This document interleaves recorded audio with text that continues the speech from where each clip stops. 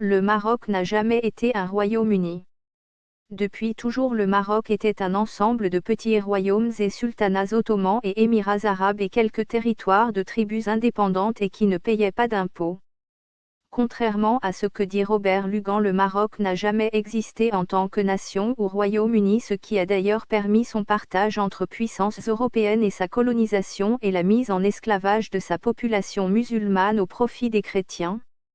L'Europe a octroyé des prêts usuriers aux sultans qu'ils ne pouvaient pas rembourser et donc les banques ont saisi les terres des tribus marocaines pour se rembourser, puis ont mis la population en esclavage.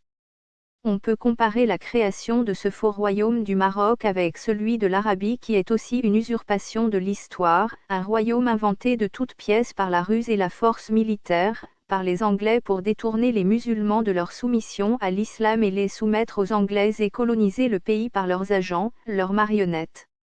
La royauté en islam est interdite, le seul roi toléré en islam est Dieu, donc Allah. Certes, il y a eu les empereurs du califat ottoman, mais ces empereurs ne régnaient pas par droit héréditaire et un simple esclave pouvait monter sur le trône. Le roi du Maroc s'est imposé avec l'armée française et espagnole avec la mort de 1 million de Marocains, période appelée la pacification du Maroc, qui était en réalité un génocide. Les survivants marocains ont été mis en esclavage par les Européens. Lyautey a colonisé tous les sultanats et émirats et tribus rebelles à la France pour installer sa marionnette le roi du Maroc pour créer un pays unifié.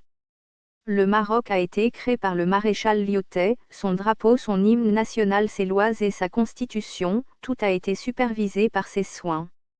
Jamais le pseudo-historien Bernard Lugan ne dira la vérité au peuple marocain car l'histoire est écrite par les vainqueurs. Le Maroc n'est en rien un royaume vieux de 12 siècles, c'est une création française et espagnole et des banques Rothschild qui datent de 1830. Voilà la vérité, et le Maroc a fait partie de l'Empire ottoman, au moins en partie, contrairement à ce que cachent la France et Bernard Lugan.